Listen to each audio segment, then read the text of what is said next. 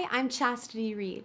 Ted Schilowitz, leader of the rebellion at Red, stopped by the May 2009 LA Red Users Group to show off the Red Pro Prime lenses and talk about the Red in general. Earlier, were you saying that this lens won't cover the 5K sensor? This 18 to 50 Yeah, 18. will not cover the 5K sensor. Not fully. I mean, probably at 40 on, it'll cover it, yeah. But certainly 18 and 25 settings, it'll vignette a little bit. So it's not applicable to the Epic. Right. That's one of the reasons we built these primes, was specifically to hit the bigger image circle, the 32 millimeter image circle. 1 second here. Okay. Set this up. How come it's all hidden so nobody can see what you're doing? It's like a magic show. Hey man, it's all about being pretty. It's not even a red back there. Who knows what's back It's all about there? keeping it interesting, right? Yeah, I guess. Pay no attention to the man behind the curtain.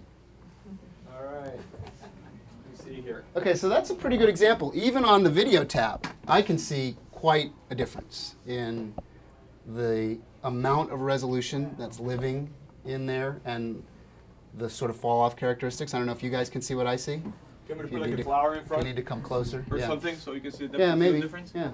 Sure, can you grab a couple flowers, please? Just put them in front of the lens. We'll just And play around with you know, this is more of a soft test than a hard test. The real way to test lenses is obviously you put them up on a projector and you shoot charts, and you can actually see the resolution and the fall off in the corners and what we call the pin cushioning effect.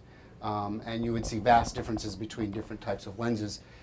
Used to be, pre this, price point was a pretty good indicator of those characteristics, of how much true resolution you were getting, or MTF, which is the modulation transfer, the actual amount of lines you can see, the true resolution of the lens, and then the pin cushioning effect, where how much bending are you getting on the corners. And when you put these lenses up on a projector, you see what people are seeing and why people are so excited about this stuff, because they're pretty incredible, regardless of the price point. And then you sort of tack on the, oh, by the way, they're less than $5 grand a lens. So it's a whole new breed of sort of optical quality. Same logic as the Red, bringing this whole new breed of high-end cinematography at a price point previously unheard of. Now you have it on the optical side as well. What are the focal lengths that you have for the? Today it goes 25, 35, 50, 85, and 100. So that's the 5 set. And that's $19,000 for all 5 lenses. And then there's an 18 coming and an even wider lens coming, which I'm not going to remember the mill on. Somebody who 14. There you go. Thanks. And the advantage to that price-wise is that those will be sold separately. But if you have bought the set of 5, then there'll be a different price for your add-on lenses when you want them, if you want them. Yeah. So you get the What's the benefit. delivery schedule now? The delivery schedule was already supposed to be shipping in mass, but it's slightly delayed because of some last-minute sort of tweaks and fixes and things that were sort of somewhat expected, although not fully expected. The 5 lens set. Yeah. What about The 18 and the wider stuff are probably another 3 months after where we hit this target, so it's fallish, late fall kind of target. These lenses are scheduled to ship effectively any day now. As soon as we kind of do the final cleanup, they'll start leaving the factory. And these would be the initial order, This initial order 5 guys. set, right. If somebody were to order today. Oh, that's a good question. If you ordered them now, how far back are you in line? I know that the pre-orders were very healthy Yes. in the hundreds of sets. Okay. So I actually don't even have the answer.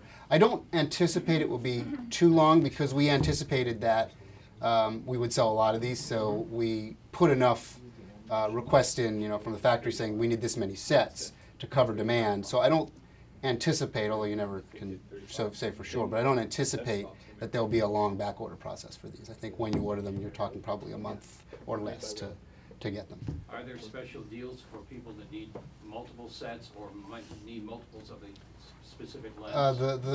The deal is as special as we can get it for everybody at 19 grand. So if you buy them separately, the prices are a little higher, not significantly higher, but a little higher. And it's sort of the same as the Red One when people say, can we get a deal on the Red One? I say, well, you already got the deal on the Red One at 18 grand. So that's kind of where it sits. What's the Epic schedule look like nowadays? The Epic schedule is still floating in the fall. And this week I've done a bunch of talks this week, and the overriding discussion points are always, well, when's it coming, when's it coming? And the real answer is, it's coming when it's done. And that's really the hardcore answer of the whole thing is engineering dictates the delivery. And until we get to a point where we can really touch and feel and see how far away we are, all of these delivery estimates are just that. It's based on weekly updates from the engineers that this parts are working as delivered, and these are manufacturing delays, and these are, you know, target misses and whatnot. But so far the fall is still a pretty good guesstimate. And then as we get closer to the target, we kind of reorient all the time. You, when you're discussing the different lenses, you might want to touch on there's different compatibility issues for the Scarlet versus the Epic. Yeah, so these lenses are big barrel PL mount lenses. So while you probably could, interestingly enough, use this on a 2/3 inch sensor Scarlet, I doubt you would want to. It's a real mismatch. I mean, you can put a PL mount on a 2/3 inch Scarlet, but there's very little reason to do that. These lenses are designed for today's red, so that's 4K, and then 5K and some of the 6K varieties of the 6K camera, in the sense that you'll still be able to use these lenses on the 6K camera, you just won't have full coverage. So you'll be at, you know, 5.5K coverage for that.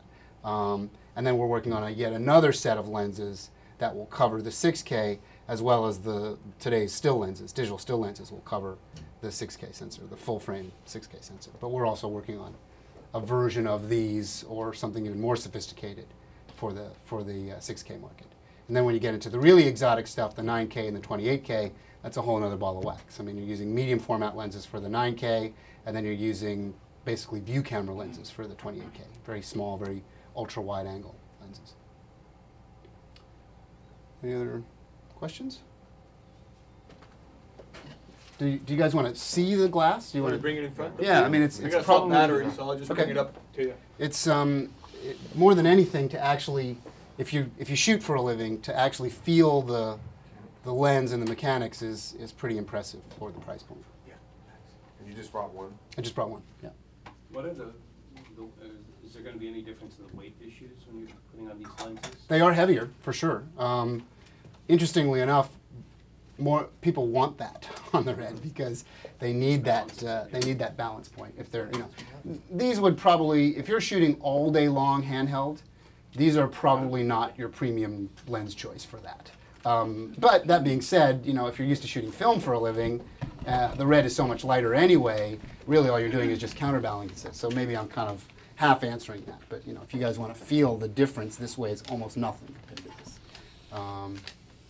And there are definitely differences. You can feel the difference. This lens is no slouch for its price point, but if you put your hands on this and get a sense of what it is and how it works, you know, there are differences. But that being said, there's still a lot of good reasons to use a set of super speeds. You know, very lightweight, very small, very compact, very fast.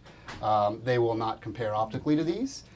And that's kind of also a point of debate. So while these lenses are going to give you superior resolution across the board, and they're going to be a great choice for many, many projects, we never sort of position ourselves as this is the only choice or this is the best choice, because the whole thing with Red and every other tool that does cinematography is it's sort of where art meets science, right? So there are benefits and stylistic wins for choosing lenses that actually have less physical resolution or certain characteristics. There are certain DPs that like old, lousy lenses because they create certain effects. There's a whole movement, sort of rebirth and renaissance of anamorphics, interestingly enough, on the lenses. And I talk to guys all the time that are like, we love the red, but we want less resolution, which is okay, so that's fine. I mean, that's one way to go with it. So they're shooting on finding old anamorphics to shoot on to create certain effects. The LA Red Users Group meets monthly at Kappa Studios in Burbank. From Hollywood, I'm Chastity Reed.